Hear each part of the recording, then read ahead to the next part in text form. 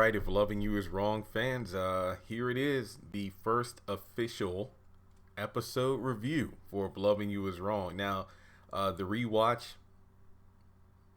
I gotta say, I enjoyed it, just like with the haves and the have-nots. So, I haven't really decided the format of how I'm going to do this. I mean, I think what I might do is I'm going to review the episode. It's like, a recap review, whatever the proper word is.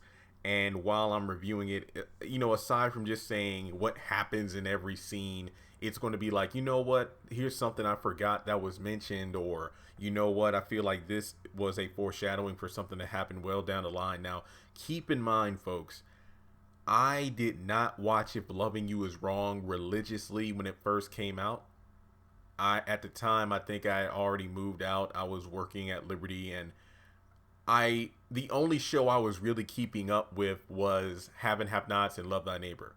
So if there are some things like, well, Jeremy, in episode 3 they did this and that, some things I'm just like, holy crap, I forgot that happened. So please, for me, If Loving You Is Wrong, rewatch is definitely going to feel like a first watch, because I'm not binging it. I'm not sporadically watching an episode here or there. This is me literally going back and looking at extreme details. So with that being said, make sure you like the video, comment some of your favorite moments from the episode. Let me know if there are any Easter eggs or anything that I missed, and hit that subscribe button and the bell notification icon so you don't miss out on new content. Follow me on social media, and with that being said, let's hop right into it. Series premiere, A Twisted Affair. So overall, we get visuals of the neighborhood, people walking, school bus picking up the kids and everything. We got some of the houses, and we go to the shed where it all started. Now, I have to say this much. It feels kind of weird because, we see all these people like jogging, talking to each other outside the house. And it's like, I understand the show is focused on the main cast, but with everything that's going on in the neighborhood over the course of the series, you would think there would be more people's like, oh my God, there's a fire. The shed in the backyard is on fire. Oh, did you hear the guns go off? Or, oh, so-and-so's being abused. Yeah, we really don't see a lot of that. So I guess these individuals are obviously just stand-in characters. So anyway, we go to the shed, and Alex and Randall are having their infamous sex scene, aka A Twisted Affair. That's why that's the episode title. And Randall says, "That's my Peppa." So for the first time, he name drops Peppa. All right, so Brad calls Alex and says he's on his way home. Basically, he goes to the gym every morning before work, but for whatever reason, he decides to come from the gym, pick up some milk, and come home. Alex is pretty much saying, oh, I'm out of breath because just getting his housework done, washing dishes and all, and Randall still needs a taste of that, vanilla extract. Sorry, that sounded messed up. He needed a taste of that vanilla, but, Alex is trying to push him away while she's on the phone. Randall doesn't want her to leave, but she's like, look, Brad is on his way home. I need to get back right now. And she feels guilty about the whole affair thing, but asks if he does. He's like, no, I really don't. He pretty much, copes with it. And Alex keeps telling him to put his shirt back on, and he eventually does, which honestly happened right on cue, because seconds after he put his clothes back on, here we go, Marcy popping in. Both of them are very shocked at what's going on. Marcy turns out that she was supposed to be gone for the weekend, but ended up coming back, said, oh no, it was bad weather, so I got on the first flight back, and here I am. And they try to come up with a cover story about, why they're in the shed together. And it's like, oh yeah, here's a bowl. How I love muffins. And then, Alex takes the bowl. Very kind of cringy moment while Randall and Alex are trying to figure out how to get out of this situation. And I was like, okay, I'm going to go. So it turns out that they're going to meet at Burger Fast later for lunch, all the girls. And, that happens later in the episode. And after Alex leaves, Marcy says, okay, I'll tell you the real reason I'm back early. Ovulation stick. Turns out we can give it a shot. Baby making time. And Randall comes up with every excuse in the book saying, hey, I'm tired, let me shower, then we can try it later because I have to be in the mood. And Marcy is, taken aback by this. So we go over to Kelly, who's at her job, and gets a call from Travis because turns out they haven't talked to each other in months. He's on a missions trip for his family's church in Haiti. And even though Kelly is, very flirtatious, just happy to even have him on the phone since they haven't talked in so long, Travis really isn't receptive or even mirroring her excitement. from her saying, oh, did you check the pictures I sent you? And are you happy to have me on the phone? And are you excited to be back? Because Travis is coming back sometime within the next week. And she brings up the fact that her and Marcy have been looking at different houses in the neighborhood, but the house that she wants, which is next to Alex and Brad, the problem is it would definitely take a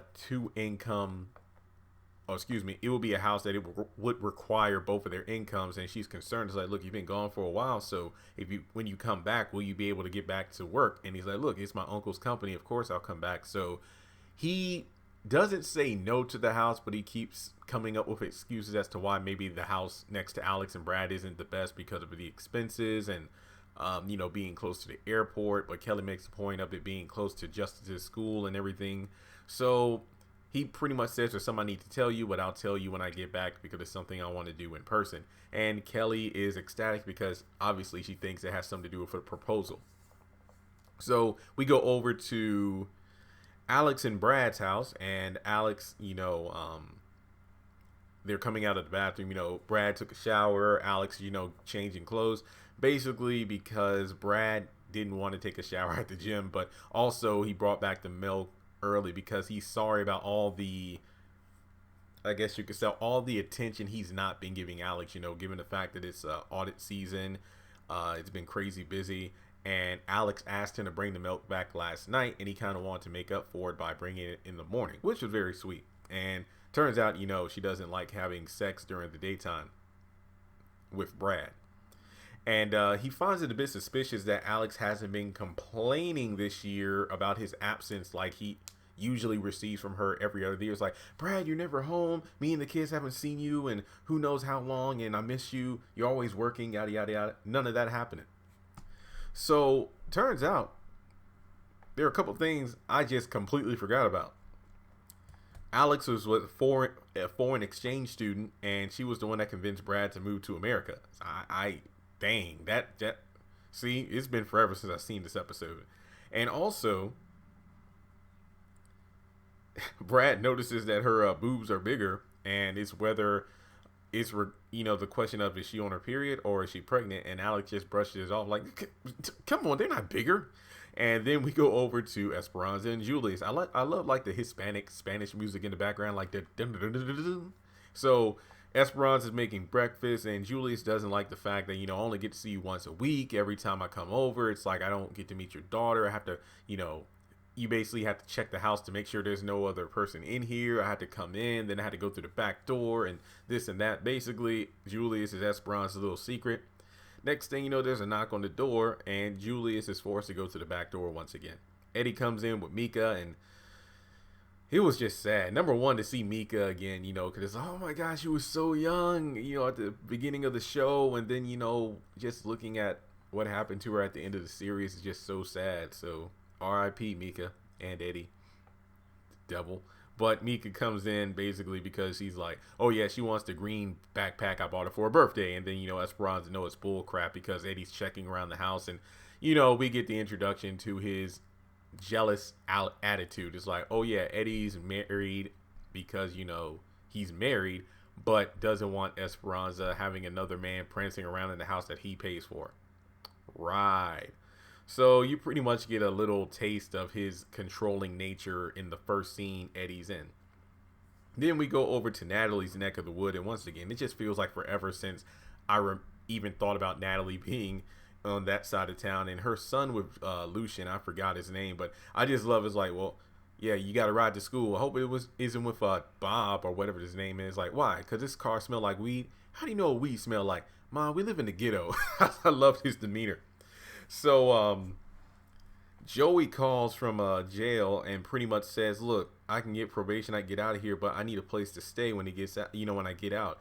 Turns out he's been in the pen for about 3 years because of he was slinging crack, and Natalie doesn't want him back at the house because the last time he was there, the police came in, burst in the door, had Natalie and the kids on the ground crying, and Joey's trying to plead his case. Lucian comes in, and it's like, man, this just feels just a trip down memory lane. Man, it definitely was. And Lucian comes in and suggests that, hey, Natalie, maybe Joey, get him out. Maybe this will be the time he turns around for good this time. So Lucian's hand is a bit bruised up because he's working as a club bouncer, and Natalie says she's going to try to get him a job over at the police station. But Lucian says, "Nah, don't worry, no, stay out of it. Don't worry about it. I'll figure things out." And she makes a point that Lou should have stayed in Virginia at the police station because he was making decent money there, and he wouldn't be in as dangerous situation as working as a club bouncer, and he wanted to be involved in his son's life as opposed to being at a distance. And of course, we know why Lucian's in that area as opposed to being in Virginia. And he hands over $200 to Natalie, saying, "Hey, this is the best I can do for now, but here's something." And unfortunately, he doesn't get any kind of kiss or any kind of lovey-dovey thank you as a result. Randall visits Brad in his office, and he has a couple of tickets to a sporting event the next day. But unfortunately, Brad can't go because it's not because of his job, but also he wants to show Alex that he's going to be more attentive to her, so he'll actually spend time with his family tomorrow night. And Randall's like, "Fine, we can't go to the game. How about lunch?" But can't do that either because he's hanging out with Eddie. Randall makes a point to put out like, "Look, I met the dude 8 times. He doesn't like me." Matter of fact, well, Eddie comes in and we get exactly what Randall thought. Eddie doesn't look at him, doesn't like him, pretty much talks smack about him the entire time. Can't believe he's a doctor. Pretty much, condescending the entire conversation. Has a sexist attitude about the fact that his wife and Esperanza are always in his ear about something, and the fact that there's a child involved makes things not so easy for him to deal with.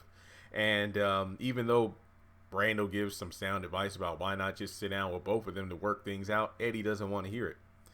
It's mentioned that, Brad has a vasectomy, and Randall makes a point of, maybe you should tell Alex that you've had a vasectomy, and Brad makes sure he'll take care of that. Eddie still thinks that Esperanza is going to be in his back pocket, despite the fact that he's married and moved on, but he doesn't want her to do the same. We have Randall. Oh, sorry. Oh, I almost halfway ripped this page out of my notebook. There we go. Okay. So Randall and Marcy actually saw Esperanza on a date the other night, and Eddie freaks out about it and leaves the office because he can't even hang around in the same room, let alone the same conversation as Randall. And Brad once again tries to reassure Randall that Eddie's a good dude. He has a good heart. They served together in Iraq in different branches of the military. In the Marine Corps, different branches of the Marine Corps. But he also says that, look, when Eddie's on your side, he has your back. But then again, that's the flip of it, because if Eddie's against you, then you definitely don't want him on your opposing side. So the girls meet up at Burger Fast, and Kelly and Marcy are talking about the different house options. Marcy's pretty much the new girl in the group. Alex and Marcy met each other most likely due to just being next door neighbors. All the girls together met, aside from Marcy, they all linked up through their kids because of their like school events and whatnot. So remember that If Loving You Was Wrong was a series kind of branched off and based on the Single Moms Club. And Kelly's just happy because Travis is coming back in a few days from Haiti, and she's thinking that it's a proposal. Natalie isn't too sure because she thinks Travis is a bit too young for Kelly, and to watch out for those young boys. So Marcy actually gets her to make a phone call because she's still working, and she's going to make the call to say, "Hey, me and Kelly are going to check out the house next to Alex pretty soon." And Alex is called out because I think she grabs a pickle or something from the food, I think Marcy's food tray, and it's like, "Look, you got ice cream, you got these weird cravings, so you must be pregnant or on your period." Esperanza has a surprise test because apparently they've been noticing something a bit different about Alex recently. And they kind of have a little fun bet between each other as to whether or not she's pregnant. He's like, "Look, I'm not going to take the test at a Burger Fast. I'll do it at home." Esperanza calls Julius while she's at work later that day, and she's sorry about everything that went on with Eddie that morning. But Eddie pops in and needs to talk to her in the back locker room. I believe Sally is the name of the co-worker who notices something off about that situation. And Eddie is confronting Esperanza about the man she was seen with at the movies and doesn't want another man prancing in the house. But thankfully Sally comes in to stop the situation before it gets too rough. Alex is in the bathroom. She takes a pregnancy test and turns out she's pregnant. Dun dun dun. So when she comes out, you know, Brad's like, hey, I took off my sexy pants. I don't think you'll be in the mood once you see this. And Brad is obviously shocked because he had a vasectomy. Alex doesn't know it, and that's why he's shocked, because how in the world could she be pregnant? And that's the end of episode 1 of Twisted Affair. What were my thoughts? Pretty good episode introducing us to the cast. I know it feels weird to say that given that the show's officially over, but I think this episode did a great job of setting the stage, of getting to know the characters. Not necessarily everything there was needed to know. I feel like exposition was done tastefully. It didn't feel like we were being slapped in the face with information just for the sake of knowing information. I felt like it was woven pretty well into the script. I think what got me is, you know, maybe because obviously, once again, we know where the story goes from here, but there are just some things that I guess you could say, I feel like Marcy was overly naive. Like, you know, imagine surprising your spouse by coming home early from work or a trip or something, and then you go into the shed and you see your spouse and your friend slash neighbor. And I mean, it's one thing because, okay, oh yeah, here's a bowl that Alex gave, you know, had muffins and everything, and it's garlic bread and everything like that. But to actually see Alex's hair a bit kind of, you know, messed up, their clothes wrinkled, and, you know, being someone who's saving himself for marriage, I wouldn't know. But when you have sex, hot steamy sex in a shed in the morning, where I'm guessing it's kind of warm, you know, wouldn't they look a little sweaty, and wouldn't there be kind of an aroma in the air? So again, I don't really know. Does sex smell? I don't know. But aside from that, yeah, I think this was a very good episode. And I mean, hell, you know, talk about Marcy being naive. You look at Kelly not being able to kind of read the room, so to speak, when she was on the phone with Travis. You know, you're talking to someone for the first time in months, and they don't seem interested. They definitely seem like, yeah, they're in another country, but it's almost like, you know, I know it's kind of redundant to say, but it's almost like you're on the same phone line, but the conversation is happening in different parts of the world. Like, you know, you're thinking about the house, and he's definitely not seeming as invested in the big step with you as you think. So I don't know if that's like the being blissfully ignorant because you're talking with someone younger than you or what. But aside from that, yeah, solid episode. What would I score it out of 10? I would give a Twisted Affair, I'd give it a solid 8.5 out of 10. This was a good episode. So with that being said, let me know your thoughts in the comment section below. Do you like this idea of going back to rewatch the episodes of Tyler Perry shows, doing reviews in the same way I do now, which I didn't do back then? Are there any things in the episode that you wish I would have touched upon?